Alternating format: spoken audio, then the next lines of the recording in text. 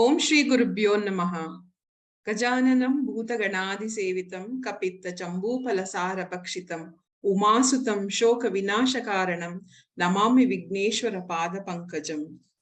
Team Param Vedanta extends a warm welcome for the 32nd session of DISHA.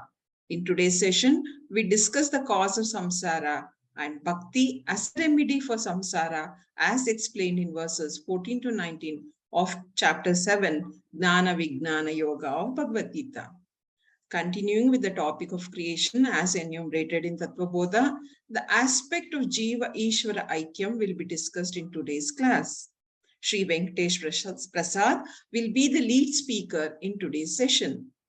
As always, our revered teacher, Dr. Tattvabodha sir, will introduce us to the topic and later conclude today's presentations with his valuable insights.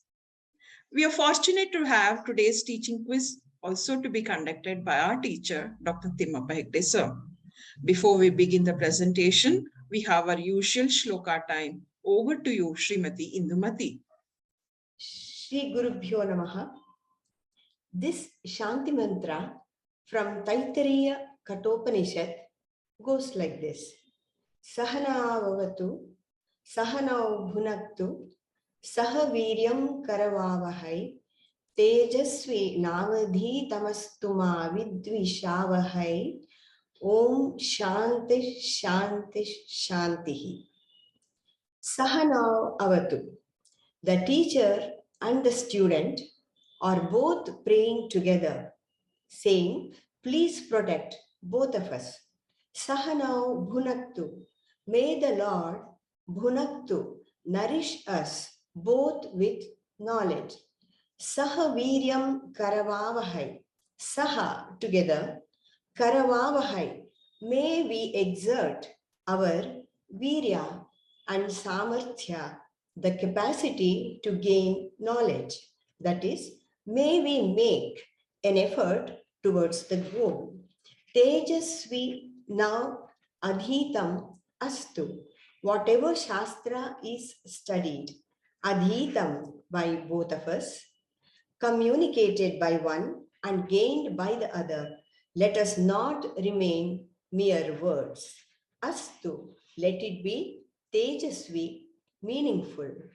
Meaning, let the understanding not be vague, but be brilliant like the sun, that is, not obscured by the cloud. Therefore, let what is studied brilliantly is clear from any sort of vagueness or error. Ma vidvishavahai. A dvesha is any kind of dislike or misunderstanding. May we not be subject to this misunderstanding. Let nothing come in between us so that this communication is complete. Om Shanti Shanti Shantihi. Shri Gurubhyo Namaha. Harihi Om. Thank you very much, Induji, for explaining this very popular Shanti Pata from the Taittiriya Kathopanishad. This is the Krishna Yajurveda Shanti Pata. Sada Shiva Samarambham Shankaracharya Madhyamam Asmadacharya Paryantam Vande Guru Paramparam. Om. In today's class, we will look at what is the cause of samsara. And once we have made the diagnosis, then the treatment. What is the remedy? This chapter is called Jnana Vijnana, and it deals with two aspects of the Lord. Krishna begins this 7th chapter by saying, I will give you a clear knowledge of my lower and my higher self, my aparā prakṛti and my higher prakriti. It can also be translated as Brahman and Maya, Atma and Anatma, jñānam and vijñānam. Once we know the cause of the problem, the next is what is the solution? And Krishna says, it is extremely difficult to cross over my Maya. But if you become my devotees, and therefore you will see some of the beautiful verses on Bhakti in the 7th chapter of the Bhagavad Gita itself. In today's class, you will see what kind of a bhakta becomes extremely dear to Lord Krishna? And I would like you to be very sensitive to note the significance of the word Vasudeva. In today's class, you will see various classifications of bhakti as Manda Bhakti, Madhyama Bhakti, and Uttama Bhakti. Now, this is a time for us to introspect that as we evolve spiritually, we evolve from a Manda Bhakta. A Manda Bhakta is one who makes use of God to get all the good things in the world. But as a person evolves, a person realizes the world, more than all the good things in the world, to know about God and to realize God is even more important. Now, the shift now becomes God is no longer the means. The world is now the means. The world is now the means. In every difficulty, I use this as an opportunity to know God, to understand God. The world is a means the world gives me opportunity by giving me the Guru and the Shastra. I become sensitive to all the opportunities that the world can give me. Now, the world now becomes the pole vault for me to reach towards God. And ultimately, in Uttama Bhakti, through Guru Shastra, I discover that the consciousness in me is the divine principle. And that is how you declare that I am that. We will listen to Sri Venkatesh Prasad, who will make a presentation on today's DISHA, not only the verses of the 7th chapter, verses 13 to 19, extremely beautiful and extremely meaningful to understand samsara and its remedy, and also a glimpse of Tattvabodha on jīva-īśvara-aikyam. Sri Venkatesh Prasad, please. Thank you, sir. Om Shri Gurubhyo Namaha. Welcome to this session of DISHA in our quest for discovery of inner strength and happiness through Bhagavad Gita. As Dr. Hegde sir has told more than one occasion, this program is built on the foundation of lectures by our Guru, Parama Pujya Swami Paramarthananda on Bhagavad Gita and Tattvabodha. In this series, we have completed study of Prathama Kand Shatkam and are in the midst of chapter 7 called Jnana Yoga in Madhyama Shatkam. After studying Ishwara jñānam and Ishwara in the last 2 sessions, today we are dealing with the verses 13 to 19, analyzing the cause of samsara and bhakti as remedy for this samsara. We will also touch upon jīva-īśvara-aikyam topic from Tattvabodha. After that, with the reverential pranams at the lotus feet of Pujya Swamiji, let us get on with our study of above topics. Next slide, sir. In this 13th verse, Krishna points out why the human beings suffer in the world. Samsara karanam kim is the question, and Krishna gives the diagnosis. Tribhir gunamayer bhavairebhis sarvamidam jagat mohitam nabhijanati mamebhyak paramogyayam. When everything is God and divine, why should the human beings suffer samsara? The symptoms of suffering are: 1, feels discomfort, incomplete, insecure, and feels the need for a support. This is the fundamental universal problem. Krishna is diagnosing this disease called samsara and suggesting a remedy. If 13th verse is the diagnosis, the 14th is the tablet. And what is the diagnosis Krishna gives in this verse? He has pointed out that the whole universe is a mixture of 2 things, parā prakṛti and aparā prakṛti. And parā prakṛti happens to be cetana, nirguna, nirvikara tattvam. It is the consciousness principle without any property, without any change. Aparā prakṛti is acetana, saguna, savikara tattvam. It is attributed matter principle with changing properties. Parā prakṛti is invisible and aparā prakṛti is visible to our senses.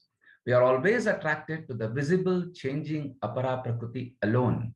We are distracted by aparā prakṛti to such an extent that we lose sight of parā prakṛti, the higher nature. Like in a movie theater, you are so much engrossed in the changing characters and scenes that you lose sight of changeless screen, even though the screen is motionless substract. Therefore, Krishna tells, Tribihi gunamayahi bhavaihi idam sarvam jagat mohitam. So, because of the aparā prakṛti endowed with tribihi gunamayahi, attracted either by sattva, rajo or tamo guna, all the people of the world are mohitam, deluded. Only human beings have the faculty to study, understand, and discriminate, but they do not have the time or the inner leisure to think in those lines. Adi Shankara puts it beautifully in this Moha Mudgara. Next slide, sir. Balastavat krida saktaha, tarunastavat taruni saktaha, vruddhastavat chinta saktaha, parame brahmani kopina saktaha.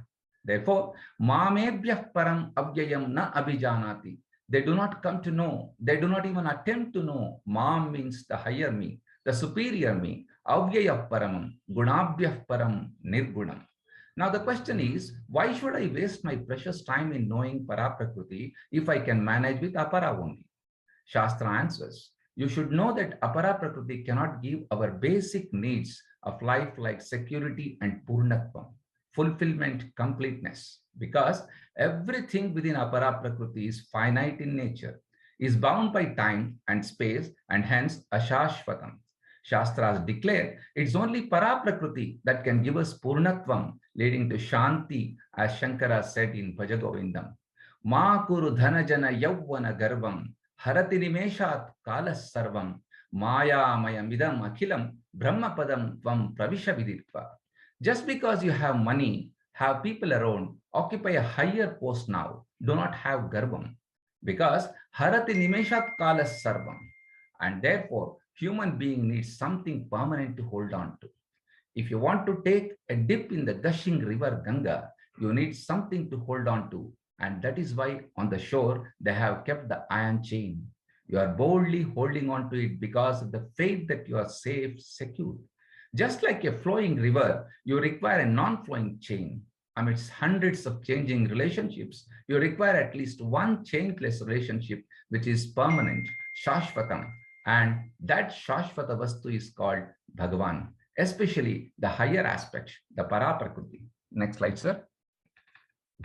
Daivi hyesha gunamayi mama maya duratyaya mameva ye prapadyante mayam etam tarantite. Samsara is like a steep downslide in a hilly forest full of slippery, dry leaves with no support to hold on. In such a fall, Krishna says, the only support is me alone. That is the solution he gives here. Yesha Maya. This aparā prakriti, which is Maya, is capable of deluding the human mind, tempting him, taking the mind away from the Lord and parā prakriti. People will think, why should there be religion? Why should there be God? We can manage everything by ourselves. This arrogance comes because things are going nicely now. Duratyaya means it cannot be easily conquered, and it is such a powerful deluding principle that we can never transcend that by our own intellect, because we do not even know that we are deluded, because gunamayi, it has got three gunas to trap. Either tamoguna will trap, rajoguna will trap, or sattva-guna will trap. In one trap or the other, everybody will get caught. Hence, we require Ishwara Kripa. Ishwara Kripa only gives you Guru, who will give you Shastram, and the Shastra will hand over you to yourselves to discover that security in yourselves. But to start with, you have to depend upon God alone. And therefore, Mamevate prapadyante, those who surrender to me, those who practice bhakti, etam maya mayam taranti, they alone will cross over this maya. So, bhakti is the solution, which Krishna calls prapatti or sharanagati. Bhakti has to go through three stages, manda, madhyama, and uttama. Let us discuss this a bit later when we take up verse 16. Next slide, sir. Namam dushkrutino mudhaha prapadyante naradhamaha mayaya apahruta jnana asuram bhavamashritaha. Many people cannot take recourse to the bhakti sadhana because they do not have the punyam. Even to come to bhakti, one requires purva janma punyam. In Saundarya Lahari, Shankaracharya says, akrita punyaha katam prabhavati. If punyam is not there, first thing, he will not be born in the culture which talks about moksha. He will be born in a materialistic culture where the whole life is artha kama pradhana. Adi Shankara says in Viveka Chudamani. Next slide, sir. Durlabham trayameva itad devanugraha hetukam manushyatvam mumukshutvam mahapurusha samsrayaha. There are three things which are rare indeed and are due to the grace of God. namely a human birth, the longing for liberation, and the protecting care of a perfected sage. Can we go to previous slide, sir? Therefore, Krishna says, Dushkrutinaha, the vicious do not have the punyam. They have sufficient punyam to be born as a human being, but not enough to come to Bhagavan or the Shastra.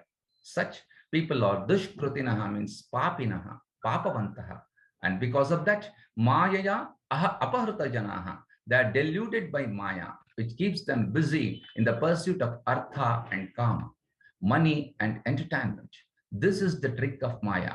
Maya keeps you busy and it will never allow you to come near Mahatma, anywhere near Shastra, Satsanga.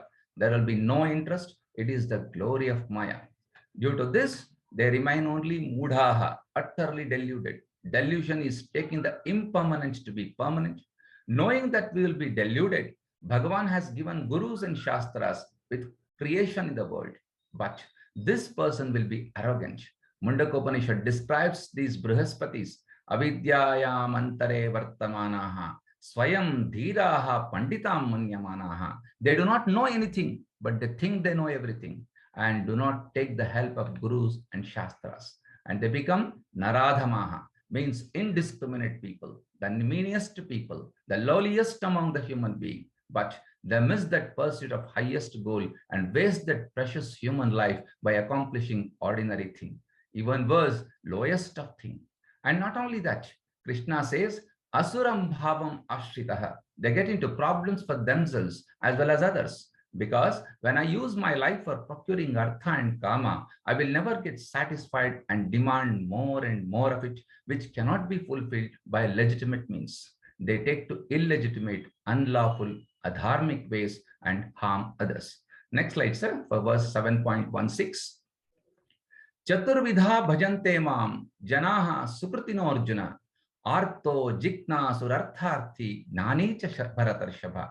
Krishna continues, Hey Arjuna, janaha sukritinaha, as opposed to dushkrutinaha in the previous verse, sukrutinaha are bhaktas, and these bhaktas can be classified into 4 types. Chaturvidaha, based on their motive and purpose. Next slide, sir.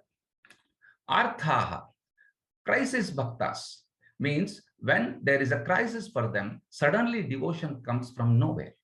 Oh Lord, somehow remove my stomach pain. Somehow take me out of this mess. This is sakama bhakti. This is how bhakti starts. Krishna calls them artha, a person in distress, in difficulty. The second one is artharthi. This person is not crisis bhakta.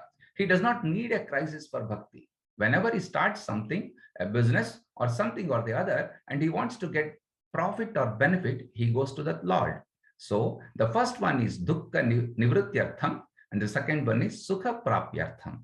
One is for the removal of a problem, another is for getting something or getting rid. He is called artharthi. Arthi means desire, artha means wealth. These 2 types together we called manda bhakti or sakama bhakti. This bhakta is not interested in God. He is only using God for getting what he is interested in. If he finds an alternative, means God is dispensable. Then comes the 3rd type of bhakta, jignasu, the one who is interested in knowing more about God and attaining God himself. So jignasu bhakta is a person for whom God is not the goal, not a means, therefore dearer. That is why we call it madhyama bhakti, otherwise called nishkama bhakti. 4th and the final variety is our hero, Gnani.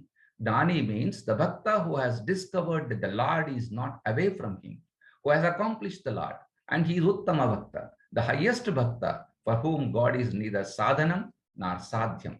Sadhanam is the means, sadhyam is the end. For him, he is siddha, which means it is already accomplished.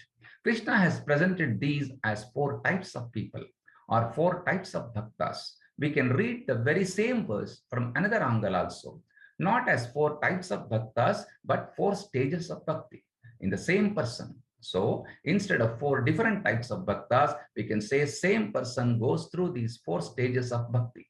He will start as artha and artharthi bhakta. As he matures and realizes the limitations of this world, he elevates to jignasu bhakta. And with the help of Jnana Yoga, he becomes Gnani Bhakta. As a result, Dvaita Bhakti gets converted into Advaita Bhakti. The journey may take a few janmas. Never mind. Next slide, sir. Tesham gnani nitya yukta eka bhaktir vishishyate. Priyohi gnanino tyartham aham sa cha mama priyaha. After learning 4 types and stages of bhakti, it is but natural to ask, who does the Lord considers the greatest bhakta? And among the 4 levels of bhakti, which is the highest? Krishna says, Tesham gnani vishishyate. Among the 4 types of bhaktas or 4 levels of bhakti, Gnani Bhakti or Gnani Bhakta is Vishishyate. He alone excels all others. So this is a very important thing that we have to note, because this shloka removes many misconceptions. First misconception is what? People think that I can follow Bhakti Yoga without coming to Jnana. Krishna removes that misconception. If you have to follow Bhakti Yoga, you have to ultimately come to Jnanam. It is Jnana Yoga which is a beginning of next phase of spiritual journey. Krishna has already defined it in verse 34 of 4th chapter. We remember Tattvabodha pranipatena pariprashnena sevaya. Jnana Yoga means systematic study of scriptures under the guidance of a competent acharya. What type of scriptures? Those scriptures which deal with the lower as well as higher nature of God, Saguna and Nirguna, Aparā and Parā. This verse removes another misconception that whoever is a Gnani, he cannot have Bhakti. In fact, Krishna asserts that Gnani alone is the greatest Bhakta. Tesham, among all forms of devotees, Gnani Vishishyate. And why does he excel? The reason given is Nitya Yuktaha, because he is ever established in my nature. Me and Lord are never away from each other. Therefore, he is Nitya Yuktaha, Ishwara Nishtaha, and Eka Bhakti means Advaita Bhaktaha. He has Abedha Bhakti. There is a discussion in Brihadaranyaka Upanishad which one a human being loves most, and then the Upanishad comes to the conclusion nobody loves anyone for his or her sake. There is only one thing everyone loves the most, and that is oneself, because everybody is interested in one's own happiness only. As long as those external factors are conducive, we love that. Once they are not conducive, like a hot potato, everything is rejected. This is the truth, the bitterest truth. And the Shastra applies this to even love of God. If God is an object other than you, even love of God is conditional. Nothing can beat self-love. Therefore, the Upanishad says, if love towards God must be highest, the Lord should not be away from me or should not be other than me. When I and God become identical, God love will be equal to self-love.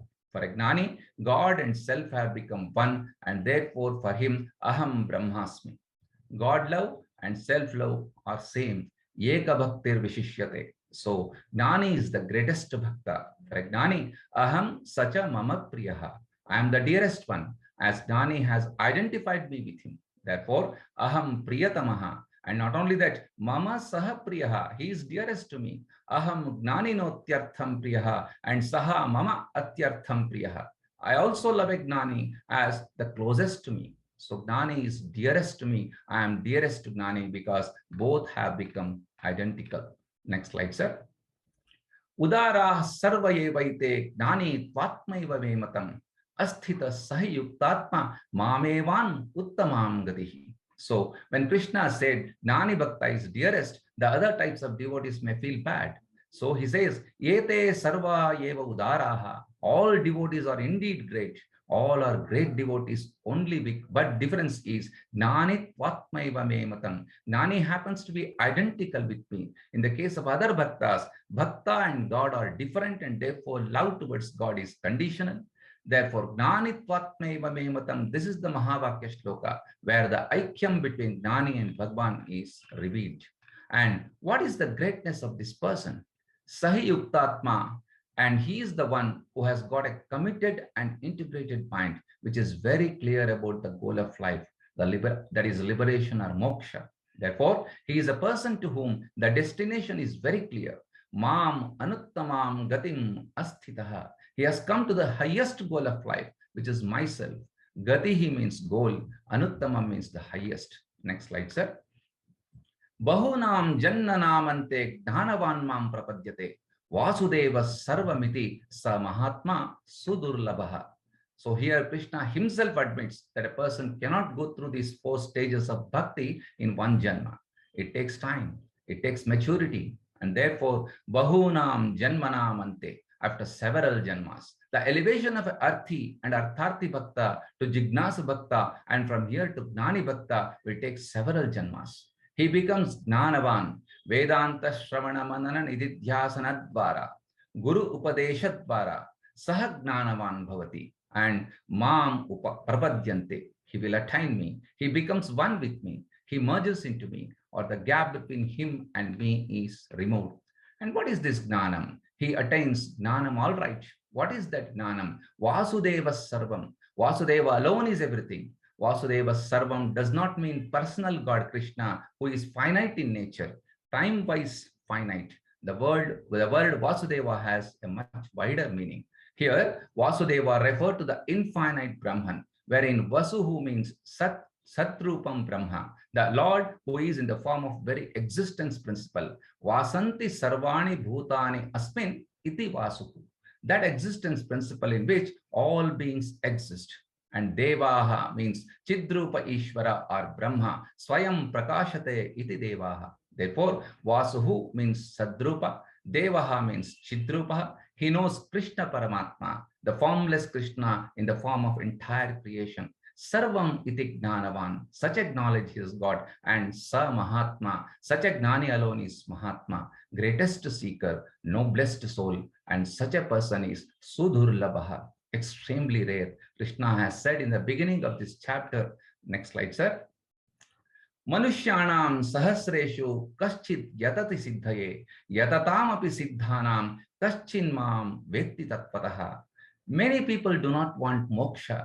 Among those who want, only few people come to this stage of bhakti, and therefore he is the rarest. Arjuna, may you strive to become a gnani bhakta.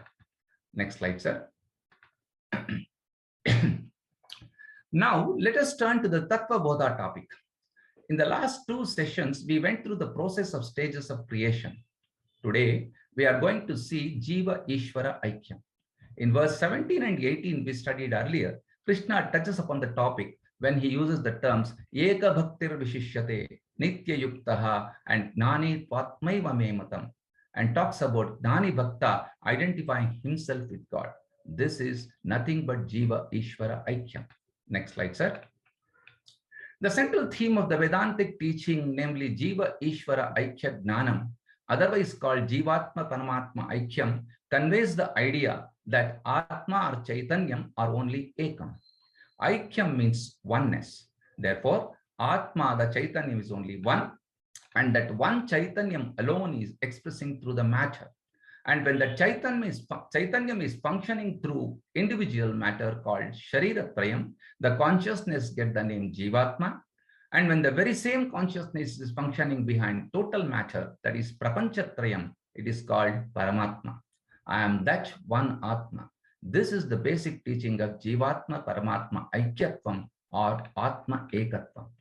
To begin with, we need to know what is the relationship between Atma and Anatma, the spirit and the matter.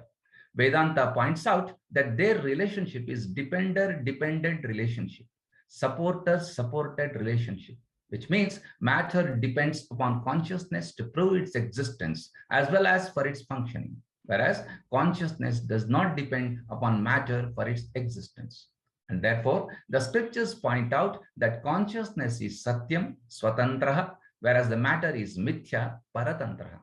Like the clay and pots, or wood and furniture, or gold and ornaments. As we can see, Atma is one and Anatmas are many. So the Vedantic teaching can be presented in 3 statements. Paramatma is satyam, Anatma is mithya, Jivatma is identical with Paramatma. And therefore, Jivatma is also satyam. This is the essence of Vedanta. Next slide, sir.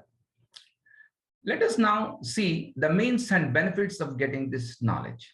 The means of getting this knowledge is called Jnana Yoga, and this is presented in 3 stages known as Shravanam, Mananam, and Nididhyasana. Shravanam means listening, Mananam means reflection, and Nididhyasana means contemplation. Shravanam is a systematic and continuous listening for a length of time from a competent guru. It should be systematic because the study must be a gradual build-up and connection from beginning to the end. It should not be a stray study of unconnected topics. Secondly, the study should be continuous. And finally, the learning should be for a length of time. Therefore, it should be systematic, continuous, and for a length of time. Mananam is the second stage. I try to tie all the ideas of Vedanta and make a garland out of the teaching so that every idea fits into the grand building of Vedanta. The study of the individual, the study of the total, the study of the aikyam, study of sādhanā chatushtaya sampatti. Every topic should be well connected. Vedanta is not a faith. Vedanta is not a belief. Vedanta is knowledge. In a system of faith, questions are discouraged. It is considered to be disrespect to the teacher or his teaching. But Vedanta being a body of knowledge, any numbers of questions are allowed until all questions are subsided. And when asked my own intellect, it must say, I am convinced. So Mananam is the process of conviction. It is an intellectual process. Third and final stage is Nididhyasanam, which is nothing but solving the emotional problem in the light of Jnana. So unless these emotional problems are solved, I have not assimilated the knowledge totally. Therefore, conversion of the intellectual knowledge into emotional strength is called Nididhyasana. All the emotional problems will express itself only in two forms: choiceless situation and choiceful situation. We should have that emotional strength to accept whatever is choiceless situation and to change or improve the choiceful situation. This is Nididhyasana. And the greatest advantage is jnānam gives a mind which can face situations and change. There is a beautiful prayer. Oh Lord, give me the strength to accept what cannot be changed. Give me the will to change what can be changed. And give me the wisdom to know the difference between what can be changed and what cannot be changed. This is Jnana Nishtha. The entire exercise is Jnana Yoga. Next slide, sir. Now, we will go to Jnana Phalam, the benefit of this knowledge. The benefit is presented in two forms in Shastras, before death and after death. The first one is called Jivan Mukti and the second one is Videha Mukti. Jivan Mukti is the virtue enjoyed at the mental level in various forms before death. Because it is knowledge, it gives the benefit at the mental level. Jivan Mukti has threefold benefits. The first and foremost important benefit is independence. I am mentally, emotionally, and psychologically, I'm an independent person. Second benefit is Purnatvam, the sense of fulfillment in life. I know I am the Atma who is not confined to this body, but I am Sat, Chit, Ananda Swarupa, and therefore I am free from limitation. Then the third benefit is Samatvam. Samatvam means the emotional strength to face ups and downs of life, like the potholes on the road. I may have no control over the potholes of the road, but with a shock absorber in the vehicle, the potholes doesn't affect me too much. Similarly, in life, I cannot control my future situations, but with the emotional strength assimilated through jnānam, gurunam api dukkhena na vicharyate. Biggest of big problems will not affect me. The second benefit is called Videha Mukti. To understand that, we should know what happens to an ignorant person after death. In the case of Ajnani, at the time of death, the physical body is dropped out and gets separated. The physical body merges into the Panchabhutas, but the subtle body and the causal body, along with the Atma, acquire another body to continue the journey, which is called Punarjanma or rebirth. Dropping one body is death, and acquiring another body is rebirth. This cycle will continue, Punarapi Jnanam, Punarapi Maranam. Whereas, in the case of Ajnani, it is said in the scriptures that at the time of death, all the three bodies merge into the Samashti. Sthula Shariram merges into Sthula Prapancha, Sukshma Shariram merges into Sukshma Prapancha, and the Karana Shariram merges into Karana Prapancha. And he is no more called Jivatma since all the three Shariras are gone. When the Sharira Trayam is gone, Jivatma has now become one with Paramatma. Losing the individuality, just as a river loses its individuality when it merges into the ocean. Similarly, he has become one with Paramatma, and therefore there is no question of Punarjanma. There is no Sukshma and Karana Shariram to acquire another Sthula Shariram. Therefore, Videha Mukti is nothing but freedom from Punarjanma. How does this happen? Next slide, sir. To understand this, we need to study law of karma, which we'll do in the next DISHA class. For now, let us enjoy the bliss of Aikyam, oneness with Vasudeva. Hari Om. Thank you. Thank you very much, Sri Venkatesh Prasad. That was a brilliant presentation of the Gita verses dealing with what is the cause of samsara, its remedy, very nicely explained. And also the Tattvabodha topic of jīva-āśvara aikyam. My job is to bring the whole thing in a manner to help us to answer the quiz that comes. So essentially, if we are very clear what is jnānam, vijñānam, atma, anatma, viveka, what is Brahman and Maya, and not be stuck with, caught up with Maya. Maya is Mohini. Maya is so beautiful. Maya can be experienced. And therefore, Maya has two Shaktis. One is the projection facility. Maya makes the whole world appear. Maya not only brings the whole world into being, Maya covers the fact that I am the one who has given existence to the whole world. Just like a dreamer has forgotten that he has created a dream, Maya has got the exact same power. It prevents me from knowing I am already that, and this is just a lower order of reality. And because I do not know that, I take my dream to be real, I take this world to be real, and I suffer. That is why whenever you see a picture of Sri Dakshinamurti, the Sri Dakshinamurti will keep one's leg on apasmara, on forgetfulness, at all time never to be forgetful. Ajnanena tu avratam jnānam, tena muhyanti jantavaha. The cause of all our suffering is the power of jnānam, which has the ability to cover jnānam, and therefore I am deluded. Therefore, what is the remedy? What is the solution? Sri Krishna presents Bhakti as a solution. Maya being so powerful, it is difficult to transcend by our own intellect, by our own effort. So through our own means, we cannot. And Sri Krishna says, Bhakti is the answer. And in today's class, we already heard about Chaturvida Bhajanti Mam, the 4 kinds of bhaktas. And among them, Sri Krishna declares who is the greatest of them, a jnani bhakta. And also why? Because such a person is of my nature. He is nitya yukta, all the time anchored into me, and has eka bhakti, who has undivided devotion. I would like to emphasize, Venkatesh Prasad has already done this. Bahunam janmanam ante jnanavan mam prapadyante. Vasudeva sarvam iti. Sa Mahatma Sudurlabha. Extremely difficult to find an enlightened person. An enlightened person is one who knows Vasudevaha Sarvam iti. Everything is Vasudeva, and therefore I am also Vasudeva.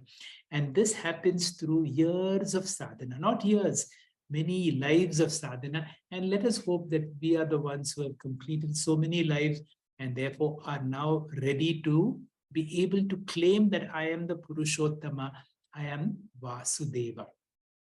We will have a teaching quiz, and in this teaching quiz, we will go through the same learning once again to see how we have understood this chapter. I will have one volunteer to answer all these questions, and once you are ready, we will begin. So in the 14th verse, after making the diagnosis, Sri Krishna says, Yesha Daivi Maya. Now, when he's talking about this divine Maya of mine, is he referring to the aparā prakṛti, the parā prakṛti, the Daivi Sampat, or none of the above? The answer should be aparā prakṛti. That's right. So when Sri Krishna refers to my Maya, they are referring to the lower aspect, the jñānam, and Sri Krishna in his higher aspect is vijñānam. So this will come under anatma. Maya comes under anatma, whereas Brahman comes under Maya. We go to the next question related to the same verse. Now, what is the meaning of the word gunamayi? Does it mean saguna?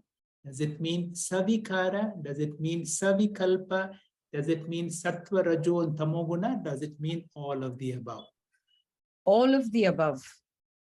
So gunamayi. So this is these are all synonyms for gunamayi. Proceeding. Mama maya duratyaya. Extremely difficult to cross over maya. Now, multiple choice. It is difficult to cross over maya because maya is mohini. Maya has the ability to delude us. Maya is gunamayi. Maya turns the mind away from parā prakṛti to aparā prakṛti, or all of the above. The answer should be All of the above. very good. We proceed. What is Krishna's suggestion for overcoming this maya? One suggestion is mam prapadyante. Second is religious practices. Hold on to the Guru. None of the above. The answer is Mam prapadyante. what does mam prapadyante mean? Prapanti is surrender. So those who surrender, to me, I will take you across. I will be the Kaivartaka Keshava. What are the 3 stages of bhakti that Shri Krishna evolves in these classes? The lowest is Manda Bhakti, where God is used as a means to attain material ends. The next level is Madhyama Bhakti, where a person uses material or the worldly things like the body, Guru, Shastra, to attain God, which is the end. And the third is Uttama Bhakti, where the jnani, where the person has realized that he is God. Aham Brahmasmi. Excellent. So these are the 3 stages of bhakti. And again, as I said, we need to emphasize this again and again. Am I using God as a means, or am I using the world to reach God? And hopefully one day we will be able to discover that we are the jnani bhaktis. Now, Chaturvida bhajanti mam. What is the question? There are 4 types of bhaktas. What are the 4 types of bhaktas in the 16th verse? Artha Bhakta, the crisis Bhakta, who needs God only when he's in crisis. Artharthi Bhakta, who uses God for benefit, material, or to get rid of things. And the Jignasu Bhakta, who seeks knowledge of God. And the Jnani Bhakta, who's Nishtha in knowledge of God. Excellent. Proceed. What is the difference between a religious person and a spiritual person? Now, the question may be vague because a lot of people we see are religious, but when you come into the world of spirituality, you see a subtle difference between those who use various religious practices in their daily life and who is the one whom you call a spiritual person. How would you answer this? A religious person could be an Artha and Artharthi Bhakta who use God as a means to attain various materialistic ends. But a spiritual person is a person who seeks knowledge, and for him, jnānam is more vital than ajnani. Certainly. I'll read what I have put as the answer. Artha and Artharthi Bhaktas are materialistically religious person. They can also be called as karmis. Whereas a Jignasu Bhakta is a spiritually religious person. Instead of being a karmi, instead of working hard towards one's goals, now you become a karma yogi. Ishwara arpana bhava, Ishwara prasada bhava. Over some period of time, you get a yogyata to get a guru. And because of the guru, you become a seeker of jnānam and hopefully over some time become a jnani himself. The next question.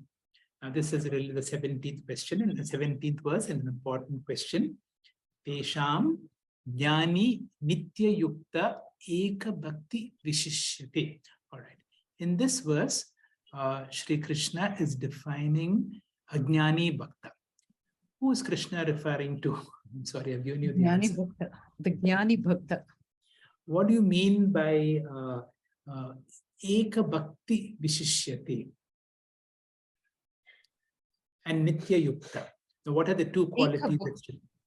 Eka Bhakti means he's focused, he's one-pointed. And Nitya Yukta is he's anchored, he's steadfast. Answer is true. Proceeding. Yes. So that is the 17th verse. We will come to the very important 19th verse. What is the meaning of Vasudeva? Vasu means Vasati, existence, the Sat principle, and Deva means Devasya Deva, the light of lights, the Chit principle. So Vasudeva is Sat Chit. Excellent. Both in the Moolam talks and in the Bhashyam, Sri Swamiji has given a lot of importance to elaborating what is meant by the word Vasudeva. Vasate Sarvani Bhutani Asmin. That which is the existence principle in all is the first half of Vasudeva. So Vasudeva refers to the Vasu, refers to the Sat principle. Deva refers to the consciousness principle or the Chit Rupa Ishwara. That means when you say Vasudeva, you mean Sat and Chit. If you want to put it in common terms, it means I am. Whenever you say I am, you're talking of I am conscious, I am existence. You are in Paramarthika, you are in Jnānam. The moment you say I am a man, I am a woman, then you have gone into Vyavahara. So Vasudeva Sarvam Iti, the recognition of I am Vasudeva and everything else is Vasudeva. This is the same as being Purushottam. We go to the Tattvabodha part now.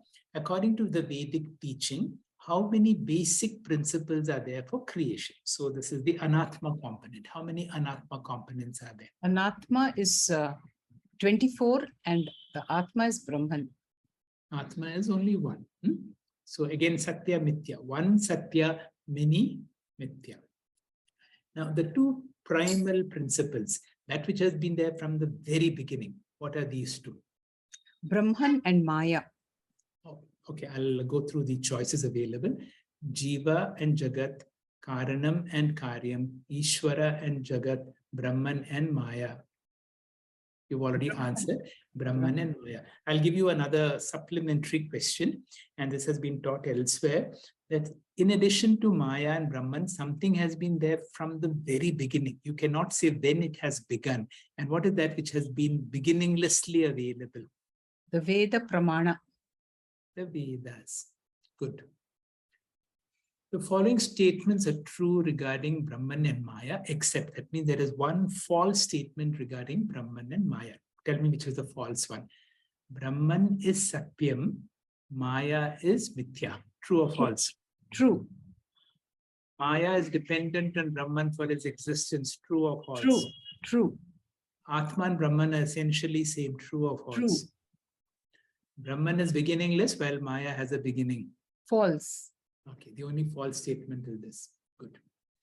The three attributes or gunas of Maya are Sattva, Rajo, and Tama.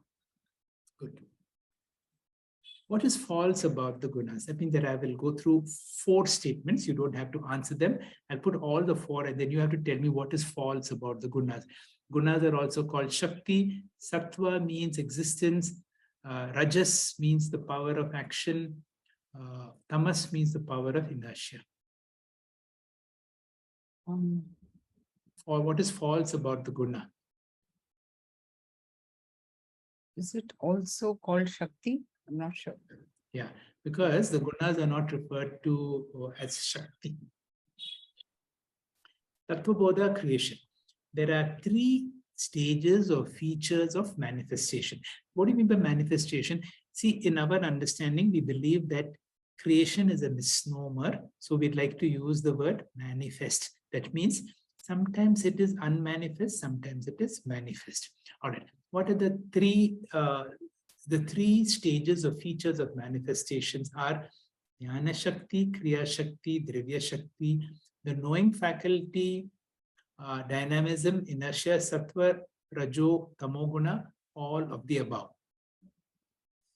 All of the above. Actually, all are synonymous. All the three are synonymous. Now, you have to tell us this. Now, see, the different organs have come from different from the different elements. So, the sattva guna component of space, the sattva guna component of space, you should know what is the guna of space, then you'll be able to answer.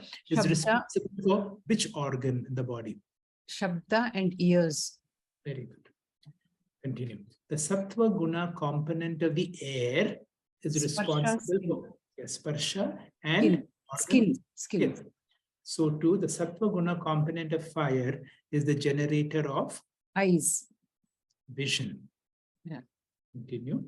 The sattva guna component of water. Rasa. Tongue. Very good. And finally, the sattva guna component of the earth is the generator of Gandha, nose. correct smell. So we have one question on jīva-īśvara-aikyam. The word aikyam means what?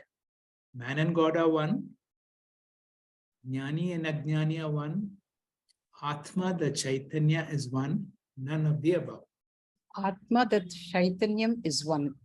The Chaitanyam or the Atma Tattva in me is the same as in you, is the same as in everyone. And this understanding is Jiva-īśvara-aikyam.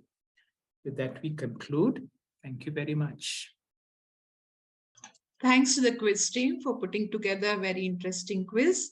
Our profound thanks to you, Dr. Hegde sir, for your consistent guidance in helping us understand our scriptures in a focused manner.